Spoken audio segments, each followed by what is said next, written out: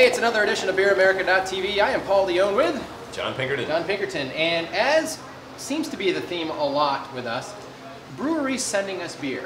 I mean, the videos get out a lot and in these places, and I think Google alerts help a lot too. But the brewers and the breweries from all over the country send us a lot of beers. So I was given, yes, and thank you very much for that. And I was given, I got an email from Brian Flock from the New England Brewing Company, which I didn't even know there was one. But I assume there would be. I mean, you know, it's in Connecticut, sure, in Woodbridge, Connecticut.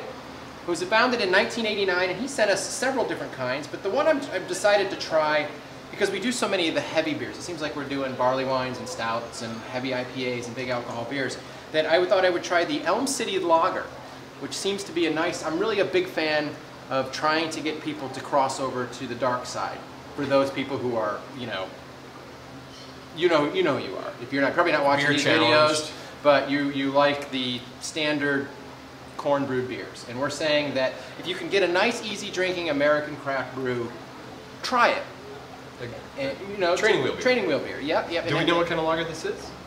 We don't actually. It's a German Pilsner. Oh, okay. It's a German Pilsner. Made with Hallertaur Hops. Right? We'll just split this one. We're going to split this one. All right, look at that. And they can their beers, which seems to be a big thing too. I mean, lately it's the canning. And as you've said before, canning does what? What's the benefit of canning? I mean, it's... David Little? There you go. It has been statistically proven to be a superior packaging method in terms of taste. Oh yeah, nice. But I think, you know, great results can be achieved either way. I think it's just the big thing with craft brewing and canning is that it's not really been done a lot. And so, and cans for many, many years have had a stigma to them about having a metallic taste or whatever, which is not really an issue. Right. Hasn't been an issue for many decades, actually. But, you know, cans have the stigma. And a lot of craft brewers are kind of moving towards that. And it's just kind of getting people to get on board. Yeah.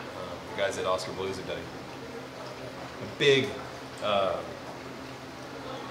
effort to kind of, they've done a lot to bring people over, you know, kind of make it popular. Do you think you're going to probably see more cans in the future, that canning probably will become, I think, anyway, probably more popular or as popular? You see a lot of cans?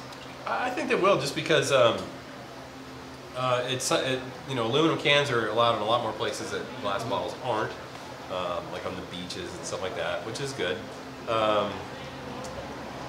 It's just, it'll take, like if I was spending the money on a new packaging brewery, I probably wouldn't put my money into it right away. I'd probably do it as a second bottling line somewhere down the line. Right.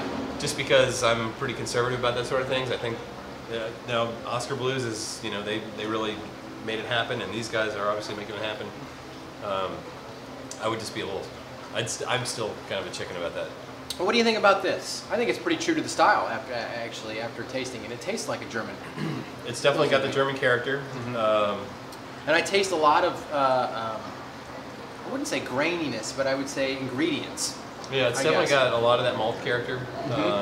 That's the biggest difference. If you were to drink one of those other big brand beers, you know, you think you're tasting beer, but, you know, this is the same color, you know, as those beers, basically. And the flavors are just bolder, bigger, because they're real. Much bolder. Yeah, you know, and it's really good stuff. Elm City. What's the Elm City part about? I don't know, actually. I'll have to do a little more research. Thank you for asking very much. I just know it's they're a 15-barrel system, New England Brewing, which you said you are, right? Yes. Which means what? Well, 15 times 31 gallons, whatever that is. Is that decent size? I was told there'd be no math. I know, that's true, but you have a 15-barrel system, you think? It's 400 and some odd gallons. It's almost 500 gallons. Yeah. Yeah, it's pretty common for brew pubs. Yeah. Probably more common for brew pubs is a 7.5-barrel system, about half that size. But if you're doing any kind of volume at all, 15 barrels is...